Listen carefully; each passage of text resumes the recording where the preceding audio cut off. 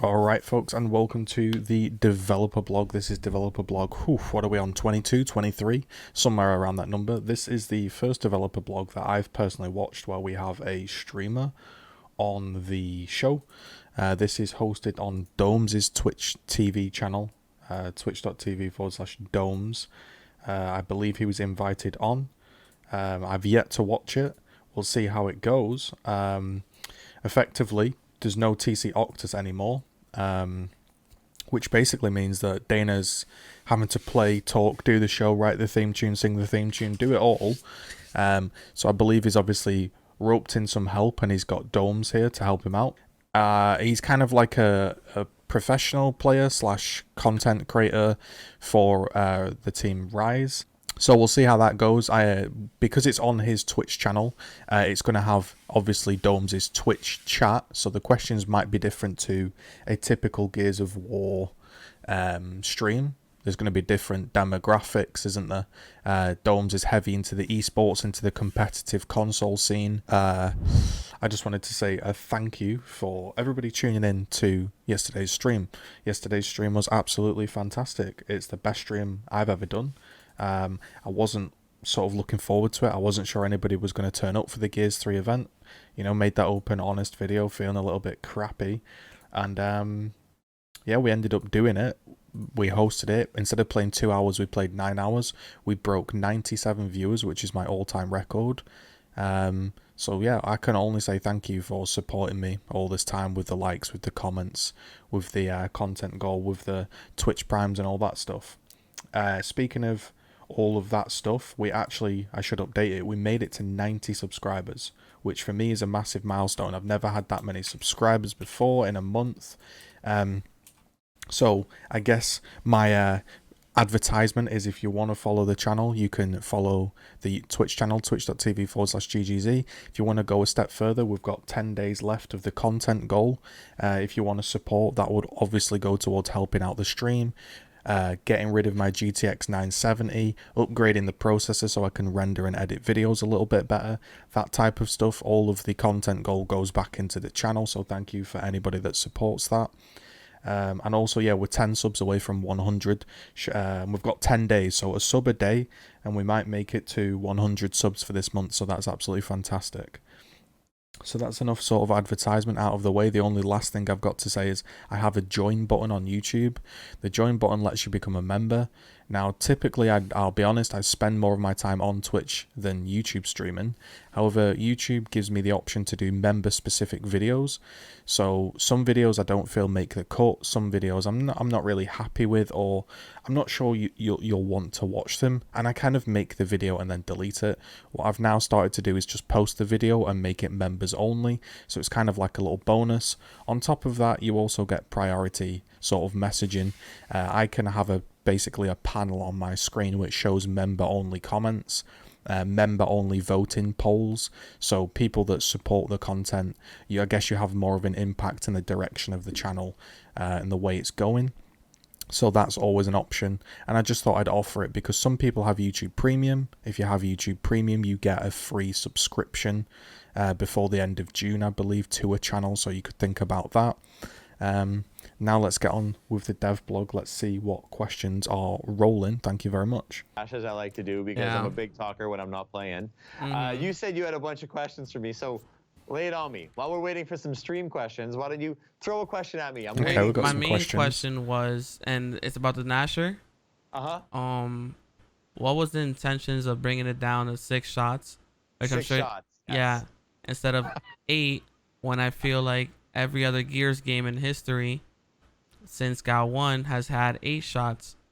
Why make that big of a change now with Gears 5?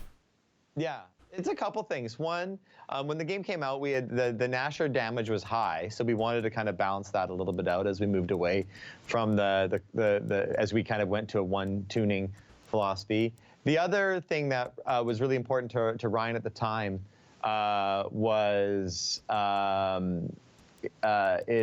that we wanted movement to be important. We didn't want people just to spam shots with the shotgun or the Gnasher. We wanted people to like play smart, and hit your shots. Yeah. So that, you know, as you're so the skill of using the Gnasher is the balance of, are you moving? Have you got your strafe on point?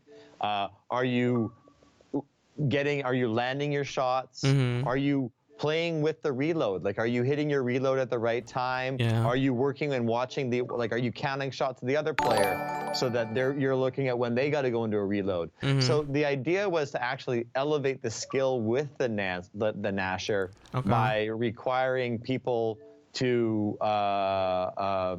be just to be better with it overall. Okay. Now I understand, like, the counter is, but I can't clutch up. I want to go and do a 1v3 or whatever it is. Yeah. And it's pretty hard to do a 1v3. And even if you're, you know, you're probably not going to be able to land all 6 shots. The reason also 1v3 behind it is scenario. when you're mid gunfight and you down someone, sometimes you shoot once and you don't get the kill with that one shot you shot when the guy was already down. So then you go ahead and shoot a second time, and maybe that second shot was your last shot of the 6. You know what I mean? Then you don't have really a choice to count out the guy that's straight lining you. First question is about the 6-shot, 8-shot Gnasher. Domes is a content creator, big streamer. He's got his, you know, he's dabbling in many pies, shall we say. Maybe he doesn't have time to watch the dev streams. I don't know. I feel like this question is asked every single dev stream, and the answer's always the same. They didn't want the game to be shoot, spam shots everywhere, you know, miss 3 of your shots and then still have the ability to take a 1v3. I'm one of, like, the only people that really, it seems, don't mind the 6-shot Gnasher. Like, is it perfect? No. Could it be 7? Yeah. But I think at 7, you're losing the whole actual skill of holding your shot, counting your bullets, when to fit the reload in, being accurate. If you make it 8, it does become a bit spammy. With how fast the game is, with how quick you can switch weapons, I'm honestly of the opinion I like the 6-shot Gnasher. I'm going to come out and say it. I know everyone gets really, really frustrated, but I feel like every time you reload, you get 6 bullets. Yes, there are some occasions where you think to yourself, I could have 1v4'd if I'd have had more bullets. That is frustrating, I know. But I will take that small amount of frustration for the odd time you can 1v4 for better gameplay, in the sense of you have to place your shots, you do have to be more accurate. Think about when you're reloading, can I take this? And also, it gives a window of punishment because people do reload more. That extends fights, and I'm happy with that. I think the way it is yes, in public games, sometimes you can't 1v4. Sometimes you've killed 3 people. There's a guy on the floor, like he says, you shoot to kill them, or you're not sure if you want to leave them down. You're gonna reload, and then you die, and you think, man, if I'd have had 8 shots, I'd have killed everybody. But if you were playing against good players, you're not gonna 1v4 anyway. And I think the trade-off for, you know, occasionally not being able to go 1v4 Rambo mode is better than simply spamming your shot everywhere. I know Ryan was a big fan of that. I like that more patient playstyle. Like, I you know, you see me in my montages, I'll get quins, I'll get quads. You just have to use all of your bullets wisely. Before he taps up. Yeah. Me personally, I just like getting kills and like back rolling, getting out of the scenario. So maybe you get the kill, roll out, instead of trying to engage again and go on another 50-50 fight that you may win or may not win. Yeah, for sure. I mean, I hear what you're saying, and like, this is a very contentious aspect of Gears of War. We recognize there are some legacy people that are like, I want my 8 shots, and I know that, like, this is a thing. And you know, we had Jamie on a couple of weeks ago, a month ago maybe, and he talked a bit about that. And you know, we can bring him on again soon, and we can kind of talk about his thinking. I know that there's other, like, he talked a lot about the foundational aspect of kind of making sure we're getting the movement and like the weapon tuning and all that good, and then once we get that into a space that we feel really, really comfortable with, then we can start playing with ammo counts. Out of, was it the online majors? Was it Kyle or somebody was talking about, like, if you saw it, like, he put a clip of somebody kind of coming at him and he thought he hit them. And he was like, this should have been a chunk. And he got a really high percentage. I remember that. Yeah. And fundamentally, one of the things that we're working on is as when you get someone coming at you, The first two questions are already two questions that we've asked and answered. I think it was the last dev blog or the one previously. I did like a 15-minute explanation on what I think happened in this scenario, so check back there. I'm going to skip it until we get some new questions, because currently all of the questions are the same of what we've already had. They asked in the chat, why remove the stun from the smoke and just include like, why bring in another flash while we're also removing the stun on the smoke? well, I think. Yes. Oh, sorry, go ahead. So pretty much what he's trying to ask is like, why remove one thing like a stun of smoke and bring in something that's stronger, I guess. Yeah, I mean, I think from the beginning, you know, we knew we wanted to have a flash. We heard from Gears 4 about the flash and the stun being a thing, and we wanted to have them be unique and be separate items. And then after seeing it being played initially, you know, with the visual display from the flashes, we saw that it didn't have the desired effect that it had, which is why you've seen us go and negate. We've dialed down the visual effect of the flash. We've moved it to a pickup weapon rather than a loadout weapon. I mean, there are, like, let's be honest, like with every game, and you know, with Gears, and you know, I think we're being pretty good at owning up to our mistakes or things that we thought might work and didn't. And in the case of with the flashes, you know, we tried it, we liked it, or we thought we liked it in testing, and as we saw more and more people playing at it, then you know, it was clear it wasn't, it was too OP in the way that it kept getting used. So you know, we heard the feedback, we made changes. Let me give my opinion. I don't think the flashbangs are a bad thing, in theory, because right now we're in a situation. I feel like I'm being quite controversial today, but you know, liking the 6-shot Gnasher, liking the flashbang. I'm not liking the flashbang at all. What I'm saying is, I liked what it brought to the table. It allows you to break a setup. Alright, here's how I'd explain it. I think Gears 5, I think there was a portion of the team that wanted tactical gameplay where you think about it. You know, still good fast-paced Gears, but a bit more thought into it. And I think there was a section that didn't want thought into it. And I think what's happened is maybe the playtesters just... maybe they're not playtesting the game in the right way. I don't know what kind of lobbies they're playing in. But if you'd have had like 10 top players all in a lobby, everybody would have just agreed that the flashbang was stupid. However, the theory behind the flashbang isn't daft. I understand why it's in the game.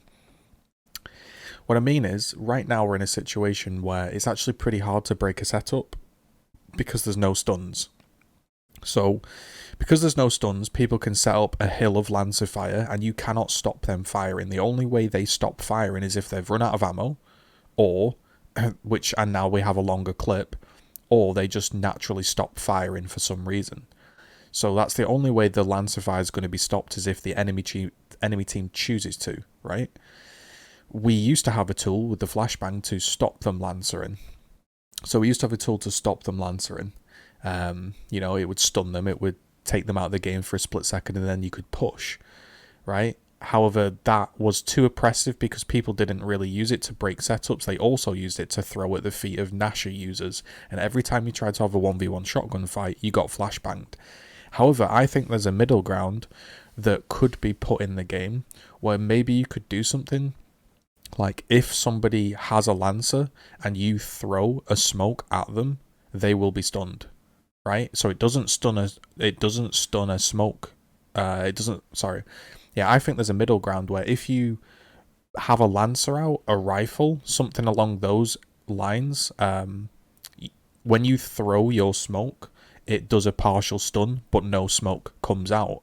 I think that's an interesting idea. Now, that could be technically difficult because when you see a grenade being thrown towards you, your mind expects something to happen. Okay, there's going to be smoke, there's going to be an explosion, or there's going to be a stun. So maybe, again, we could separate those out. But what I'd like to see is I think what happened in testing was this. I think they probably said, like, let's have 3 people with smokes, 2 with flashes, and then people like, all right, I'll smoke off these areas, kind of like Counter-Strike. People flashbang went to break the setup, and then they all pushed in, and it probably went in nicely.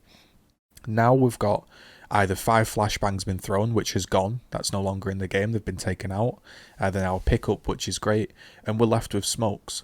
The problem with smokes is, yeah, you can cover the area. I really love the smoke grenades in Gears 5. Big props to the devs.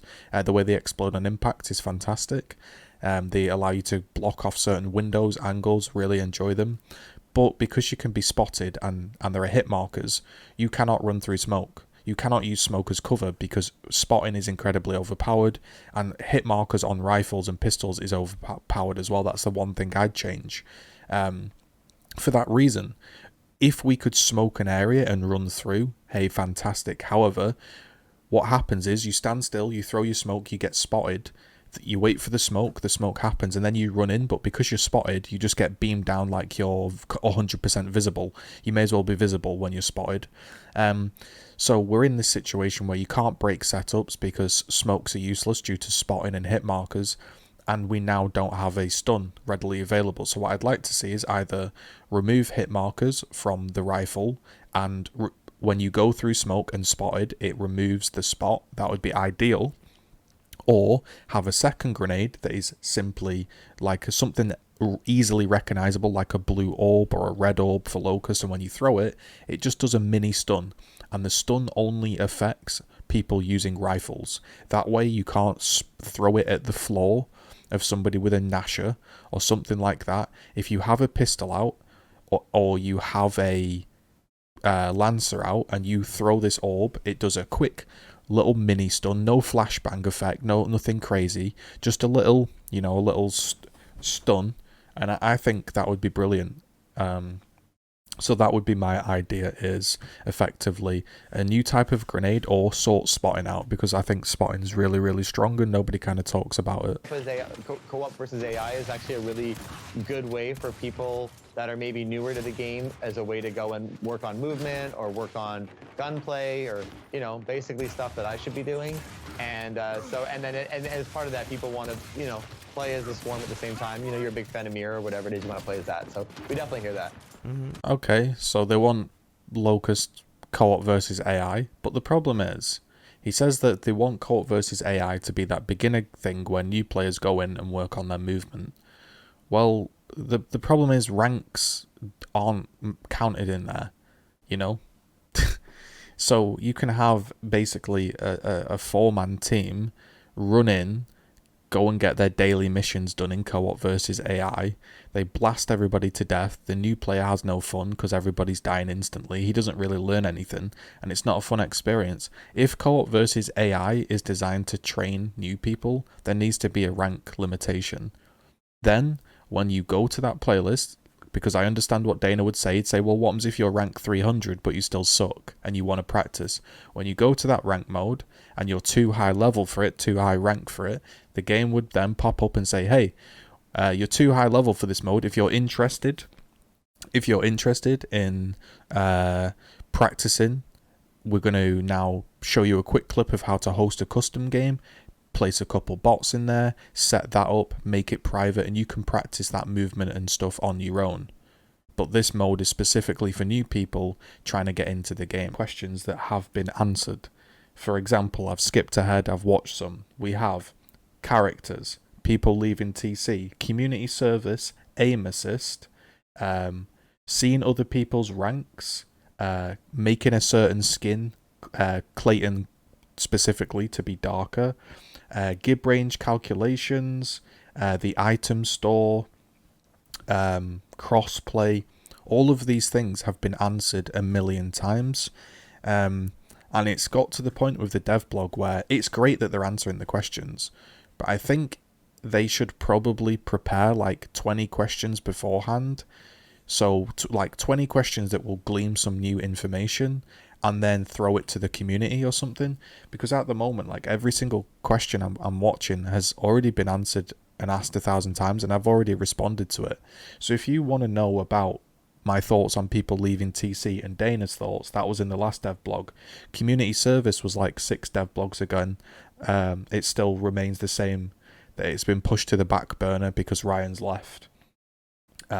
Seeing other people's ranks, aim assist we've spoke to death about, one shot You know, the new one shot one kill mode we spoke about.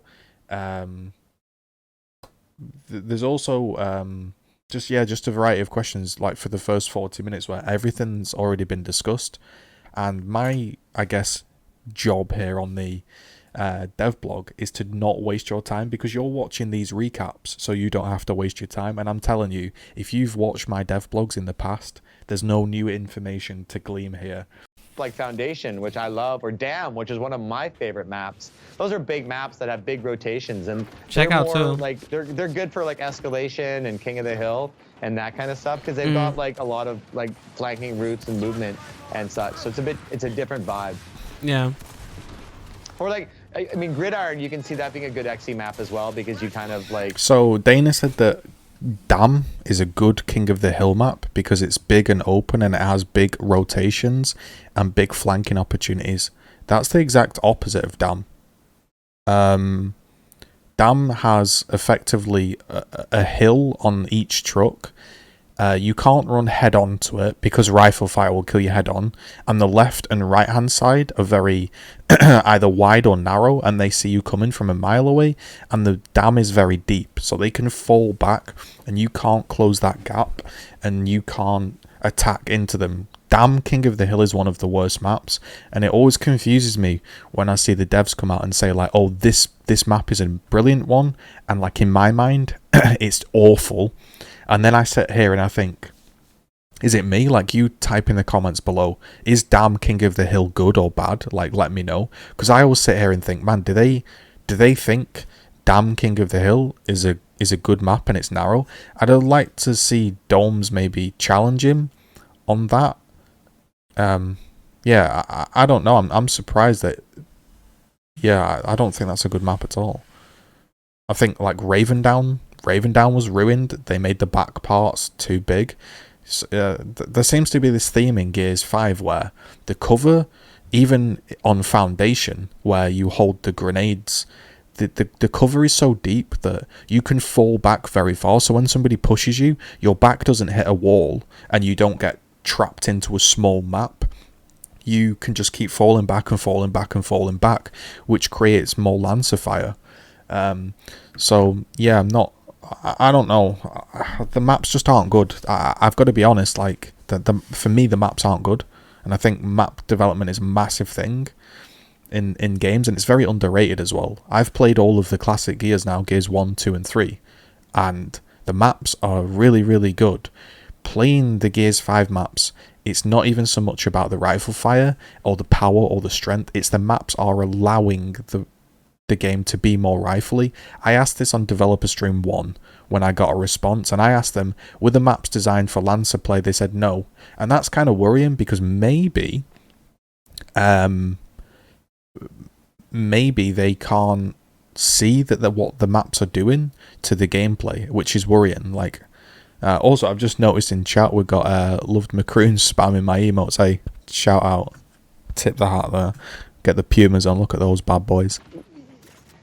If you're gonna get like focus, like if I'm playing King of the Hill with a squad and you get that hill, a team should know how to set up to defend a hill, and it's way easier to defend the hill with Lancers than it is to defend the hill with Gnashers. Now, I get why that's frustrating to play against, but I also don't know how we could make the Lancer work in a way that where if you were getting shot by multiple, focus fired by multiple Lancers at the same time, that you're not gonna go down. Like that to me is something that like I struggle with a little bit.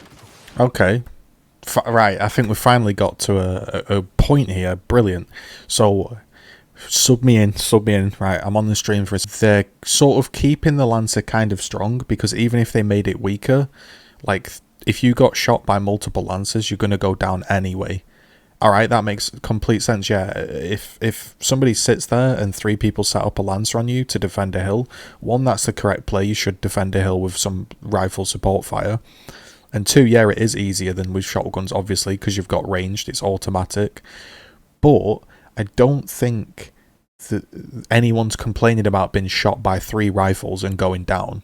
I think what's happening is people are moaning that there's never a bad time to have 3 rifles out and down you. That's the issue. There feels very little window to attack a rifle user, And also, yeah, it just never seems like a bad idea because you're always going to have an active reload. I know they're talking about changing the active reload, but that is an issue that they're basically saying, I don't know how we'd fix 3 lancers shooting you and you not going down, and then also a solo player being useful with a rifle, because that's obviously what they want, right? Every gun, they said their philosophy is to be useful, but the problem is when you make a game and you have roles, because we're now talking about Gears of War with roles, this is something new.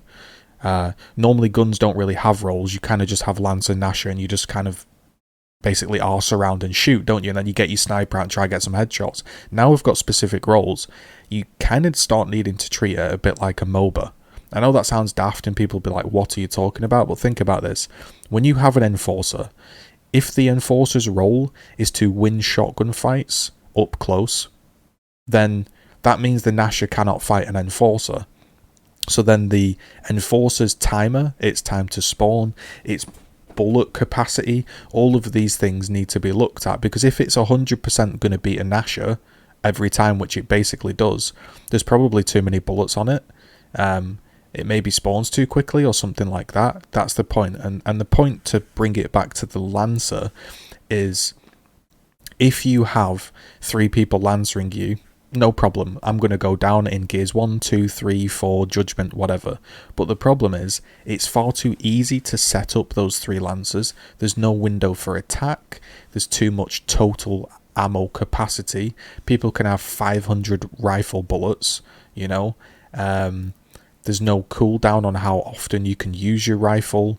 There's no, you know, you're not slow or sort of encumbered when you're walking around with a rifle. You're just as fast. And now you can switch weapon instantly. So what you can now do is you can not be flashed, not be stunned, rifle to high heaven, and then if you get pushed, just instantaneously switch to your shotgun. And that's kind of a problem. So for me, the swap speed is an issue, because now you never can push somebody when they've got a rifle out or a torque bow or whatever, because they can swap so fast. So I think the misunderstanding, no one's asking for the rifle to be weaker, they're asking for more avenues to attack. And I think increasing the swap speed, removing stuns off grenades, you know, the map's been very deep, also spotting, all of these things can impact the role of the Lancer without actually changing the Lancer. So that's what I'd look at if I was on the team, all of these things. Fix the 0 point stuff. We got that. We heard you about the 0 point stuff. That is a big reason why the rank system is being adjusted. So, you know, stay tuned. We got the rank stuff happening. What's your opinion on fast and slow movement in Gears? Sorry? So by slow, I mean like Gears 1 movement versus GoW 5 movement. Yeah. Which one I do would you think Gears 4 movement is fast compared to Gears 4 is the fastest, I think. out of all the games? Yeah. Okay. I did feel the Gears 5 movement was smoother. Is Gears 1 slow movement? Would you say Gears 1 is slow movement there? Dom said Gears 1 has the slowest movement. But he's a Gears 2 player, right? I would not say Gears 1 has slower movement than Gears 2. Like, Gears 1 isn't slow. Is it rigid? Is there set animations? Yeah. You know, you roll, there's a small pause, you can be headshotted, you pick up a weapon, you can't pick it up in cover, you have to expose yourself. It's rigid and there's animations, but I wouldn't say Gears 1 is slow. Though the Gears 5 wall bounce, I felt like it was more than the Gears 4 wall bounce, because I got on Gears 4 like a few days ago, and I was like, man, how the hell was I wall bouncing on this game compared to Gears 5? Yeah, I mean, Gears 5 is smoother for sure. I feel Gears 4 was faster, like, overall. Agreed. Yeah. Yeah, I mean, I think Gears, I mean, so what is my opinion on the fast versus the slow? Yeah. What's your take on it? I honestly, I'm not good enough to really offer an opinion one way or the other, like factually speaking. I don't know the nuances of the movement well enough. I know by the feedback by what people tell me, and I know the feedback by what the game team says in terms of speed and settings and so on and so forth. So I don't have a preference that way. I do know that depending on the game that you came up in is the movement that you like. Yeah. So we go and there's like that GGZII guy who came up Like he's a big like content creator. He loves Gears 1. Fatal, huge Gears 1 fan. They talk about Gears 1 like it's the second coming, which is great. And that's the game that they played and they loved that. And that was a good game. Yeah. And then I go and talk to other players that like, you know, like yourself, maybe come up in Gears 3 and you're like Gears 3 movement or whatever it is, right? Yep. Like I just guessed with you. I don't know, but like a lot of it is like, what is the game that you know? Or like, you know, you talk to Vic or you talk to Inzem, and they're going to talk about Gears 4 movement as being a movement that they really like because that's the game that they come up in. So it's a lot of it is, you know, what do you know? What do you feel comfortable in? And you know, we have an emotional attachment to things that, like, it's like smells, right? Like you go into your grandma's house, and all right, seeing Zoe name drop me there, I'll respond. I don't think Gears 1's perfect in any way. If you actually watched all of the videos, I actually think there's 1,000,001 problems with Gears 1, and I always say that. And I actually think Gears 5 is incredibly smooth, and I really do enjoy playing it, and I do like the movement. It's just too fast. I just wish it had Gears 5 movement with set animations so there was more windows to punish. And I think this is the problem with TC. And I'd say it if I was on there. I think the problem at the moment is they're judging everything based off statistics, and Dana says he doesn't know, he doesn't have an opinion. He must have an opinion if the game's faster or slower. He must do. He's just not answering the question. The point is, it's not just because I started on Gears 1 that I like Gears 1. I've played all of the Gears recently, and I still feel like Gears 1 was pretty damn good, and anyone else that played in there would feel like it was pretty damn good. Gears 3 has really, really nice movement. It's not so much that I just started playing Gears 1 and that's why I have, like he said, like it's a smell, it's like an emotional attachment. It's not that. It's I like the fact that there's little windows to be punished in Gears 1. Like, since playing it now, it's dated, it's laggy, it's 30 FPS, it's awful. I'm not trying to say that Gears 1 movement is better than Gears 5 or anything like that. It's entirely sort of, it's up to the person, isn't it? Like, kind of what they enjoy. But, the idea that what I'm trying to say is they keep balancing guns. Oh right, this gun has this numbers, so it's better. Like recently I said that the Lancer in Gears 5 is the strongest Lancer, and Dana replied and said actually the numbers say it's the weakest. And I'm like, yeah, maybe the numbers do, but in practice when you put those weaker numbers inside a Lancer heavy map, inside a 5-man stack, inside spotting, inside crossing, with brilliant connections, with, you know, blah blah blah, all of these things add up to make the Lancer the strongest. Maybe Gears 3 host Lancer could compete, you know, that kind of thing. But they're kind of balancing the entire game on stats. Like, right, the Enforcer isn't been used enough, let's buff it until it is. Right, the Overkill isn't been used, let's buff it until it becomes so problematic that it's now only on one map, it's a power weapon, and it's on training grounds where the grenades used to be.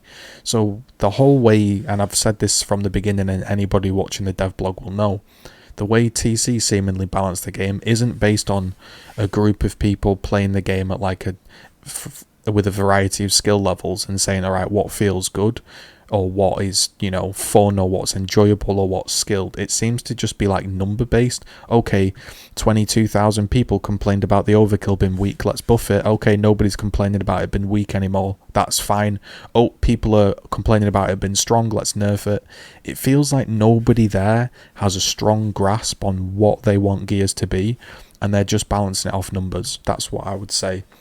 It's not that I like Gears 1 greater than everything, because you'll see me moan at Gears 1 on stream and say it's terrible. I said Gears 3 was terrible, Gears 2 was terrible. All of the Gears games have terrible things, and all of the Gears games have brilliant things.